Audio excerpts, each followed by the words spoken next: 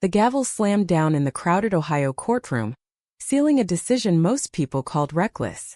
Mrs. Harper, you're taking on 5 girls at once, girls the system has labeled difficult and unplaceable, the judge said, his tone heavy with doubt. Eleanor Harper, 44 years old and standing alone after years of quiet loneliness, looked at the 5 frightened teenagers huddled in the front row and answered without hesitation, "They aren't difficult. They're mine now, and I'll fight for every single one of them." Rain hammered the courthouse roof as Eleanor signed the final papers. The girls, Sophia Alvarez, 16, with fierce dark eyes and paint-stained fingers, Jordan Hayes, 15, tall and athletic with a guarded stare, Riley Quinn, 14, clutching a worn notebook like a shield, Taylor Kim, 13, small and quiet behind oversized glasses, and Casey Brooks, 12, the youngest, bouncing nervously on her heels, watched her every move. They had all been rejected before. Sophia's strict Catholic family had thrown her out after she came out. Jordan's foster home cycled her through after she refused to hide who she was. Riley had bounced between placements after being labeled troubled for her quiet intensity. Taylor's relatives sent her back twice, uncomfortable with her orientation. Casey, the most outgoing, still carried the scars of multiple failed adoptions. Eleanor drove them home in her old minivan to a modest Victorian house on the edge of Maplewood, Ohio, a town where everyone knew everyone and change came slowly. The house smelled of fresh cookies she baked that morning, a small gesture of welcome. "This is your home now," she said as they stepped inside. Her voice steady though her heart raced. No more moving. No more hiding. The first night was chaos. Sophia claimed the attic room for its light, perfect for painting. Jordan wanted the basement for a makeshift gym. Riley retreated to the smallest bedroom with her books. Taylor and Casey shared the largest upstairs room, whispering late into the night.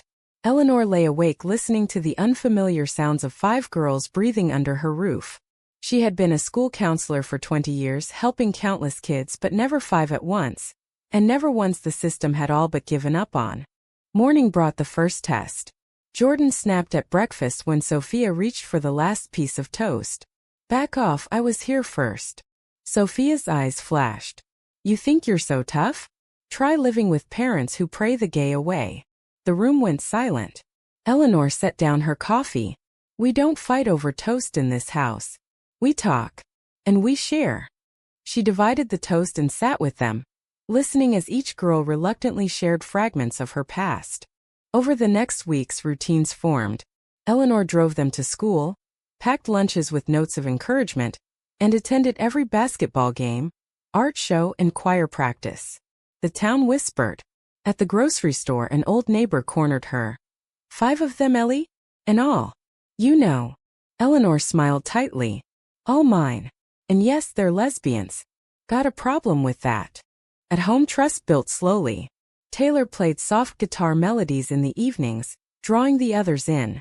Casey organized dance parties in the living room, pulling even shy Riley onto the floor. Sophia painted a mural on the living room wall, a tree with 5 strong branches reaching toward the sun. "For us," she said quietly. One evening, Jordan came home with a bruised cheek from a fight at school. "Some guy said I was recruiting the team." Eleanor cleaned the cut and held her. "You don't have to fight alone anymore." Jordan cried for the first time in years, her tough exterior cracking. By the end of the first year, the house felt alive. Thanksgiving was their first real holiday together. They burned the turkey but laughed about it, making peanut butter sandwiches instead. Eleanor watched them around the table, bickering, teasing, protecting each other, and felt something she hadn't in years, purpose. But she knew storms were coming. The girls were teenagers carrying deep wounds, and the world outside wasn't kind. The girls settled into Maplewood High, but acceptance didn't come easily. Sophia's art teacher praised her bold paintings, yet classmates snickered when she brought her girlfriend, Lena, to a school dance. Jordan dominated on the basketball court, but parents complained about the influence she might have on their daughters. Riley buried herself in writing, her stories filled with hidden longing. Taylor joined the orchestra, her violin singing what she couldn't say aloud. Casey, the social butterfly, tried out for cheer but faced questions about why she didn't date boys. Eleanor became their shield. She attended every PTA meeting, calmly educating parents about love and identity. These girls are my daughters. They deserve the same chances as everyone else. At home, she created safe spaces, Sunday family meetings where they shared highs and lows without judgment. Romance entered their lives tentatively. Sophia and Lena grew close, stealing kisses in the attic studio. Eleanor found them once and simply smiled. As long as you're safe and respectful, you're welcome here. Jordan developed a crush on a girl from a rival school, but the relationship ended painfully when the girl's parents forbade it. She came home devastated, punching her pillow. Eleanor sat with her until dawn. Heartbreak is part of loving bravely. It doesn't make you weak. The first major betrayal came from within their circle. Riley trusted a school friend with her journal entries, poems about longing for a girl she admired. The friend seeking attention shared them online. The school buzzed with rumors. Riley locked herself in her room for days, mortified. "I trusted her," she whispered when Eleanor coaxed her out. The other girls rallied. Sophia threatened to confront the betrayer. Jordan offered to handle it. Taylor wrote a song for her. Casey made her favorite cookies. Eleanor called a family meeting. "We protect each other, but we also forgive when we can. Riley, this pain will pass, and you'll write even better stories because of it." Slowly, Riley emerged stronger, her writing gaining depth and quiet power. Community pressure mounted. A local pastor preached against that Harper woman's house. Eleanor received anonymous letters. One night, a rock shattered the front window with a note. "Sinners." The girls helped clean up, their faces set with determination. "We're not going anywhere," Jordan declared. Through it all, small joys bloomed. Summer brought trips to Lake Erie, where they built bonfires and talked about dreams. Sophia wanted to study art in Chicago. Jordan aimed for a basketball scholarship. Riley dreamed of publishing. Taylor hoped to compose music. Casey wanted to teach dance to kids like her, kids who felt different. Eleanor watched them grow, her love deepening with every challenge. She had adopted them to give them a home, but they were giving her one too. Yet she sensed bigger trials ahead as the girls approached adulthood and the outside world beckoned. High school graduations came in waves. Sophia went first, her art portfolio earning her a scholarship to the Art Institute of Chicago. The family drove her to the city, helping her settle into a tiny apartment. "Call every day," Eleanor said, hugging her tight. Jordan followed to Ohio State on athletics, her games becoming family events. Riley chose a small liberal arts college in New York, diving into creative writing. Taylor and Casey stayed closer, attending community college before transferring. College brought new freedoms and new heartbreaks. Sophia fell deeply for a fellow artist, Maria. Their connection passionate and inspiring. They collaborated on exhibits, their love fueling creativity. But Maria's family rejected the relationship, pressuring her to end it. Sophia came home for a weekend devastated. "She chose them over me." Eleanor held her as she cried. "Real love doesn't ask you to hide." Jordan thrived in sports but faced locker room whispers and a coach who suggested she tone it down. She met Alex, a fellow athlete, and for the first time experienced mutual healthy love. They supported each other's games, stealing quiet moments between practices. Yet when photos surfaced online, Jordan's scholarship faced scrutiny. The family rallied with calls and visits. Riley's writing gained notice, but a professor's betrayal stung deeply. He dismissed her queer-themed stories as niche and suggested she write more universal work. Hurt, she almost quit. A late-night call to Eleanor changed everything. "Your voice matters. Write the truth." Riley persisted, her stories winning awards. Taylor and Casey navigated their paths together at first, their sisterly bond unbreakable. Taylor came out more fully through her music, performing at open mics. Casey taught dance workshops, empowering young queer kids. But distance tested them when Casey moved to Los Angeles for a dance program. Eleanor visited each girl, her minivan logging thousands of miles. She felt the empty nest but filled it with pride. Back in Maplewood, she advocated louder for LGBTQ youth in foster care, speaking at conferences. A major family crisis hit when Sophia's biological family resurfaced. Her parents, seeing her rising art career, contacted her claiming reconciliation, but really seeking money and attention. "They threw me away," Sophia told Eleanor over the phone, voice breaking. "Now they want back in?" The betrayal cut deep.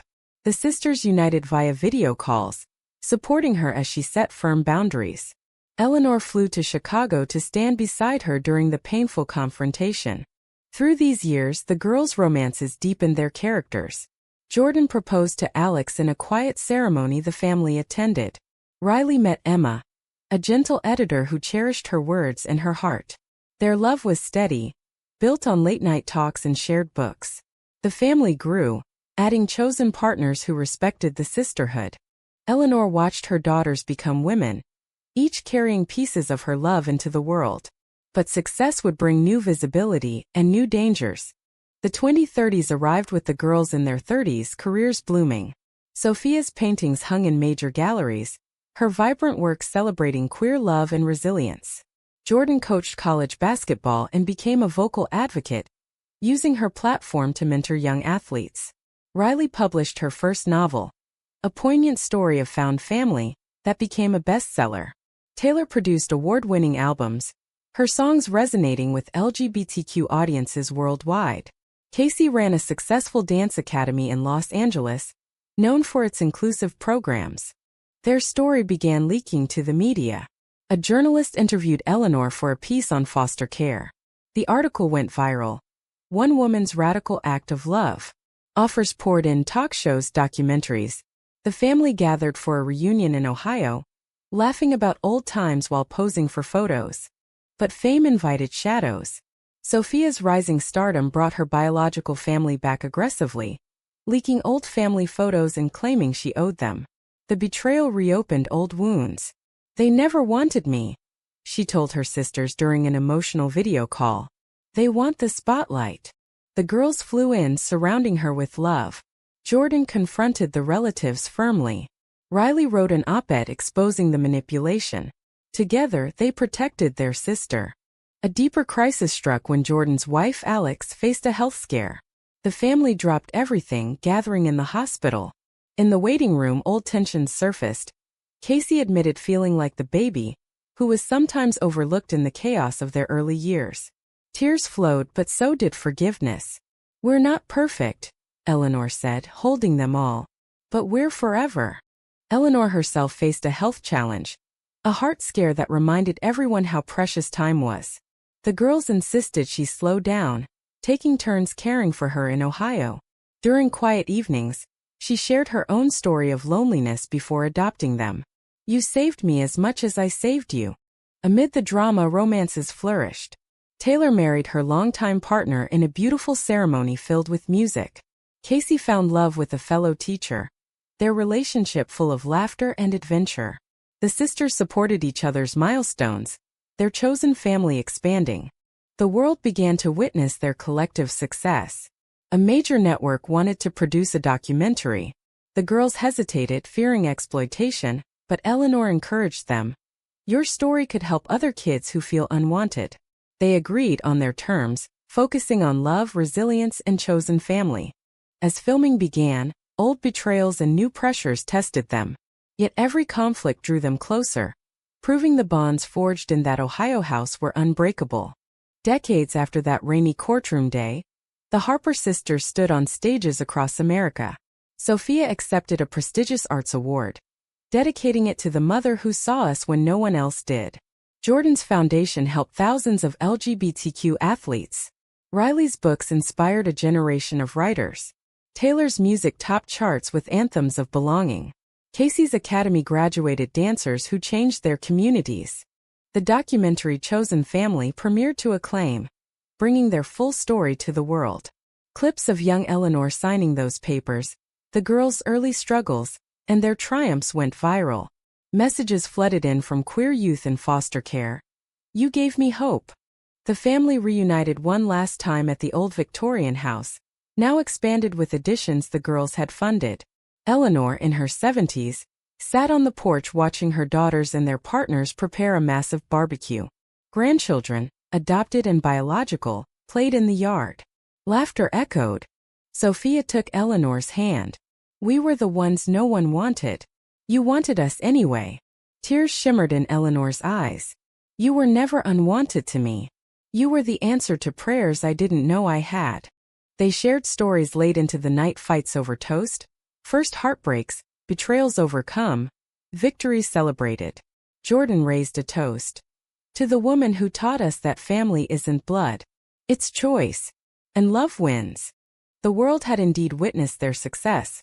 But for the Harper family, the real triumph was the quiet, everyday love that had carried them through every storm. In a nation still wrestling with acceptance, their story became a beacon. Proof that one person's courage could rewrite 5 futures and inspire millions more. Eleanor looked at her girls, now women with lives of purpose and love, and smiled. The house that once held 5 scared teenagers now held a legacy. And in the bright American sunlight, their bonds shone unbreakable.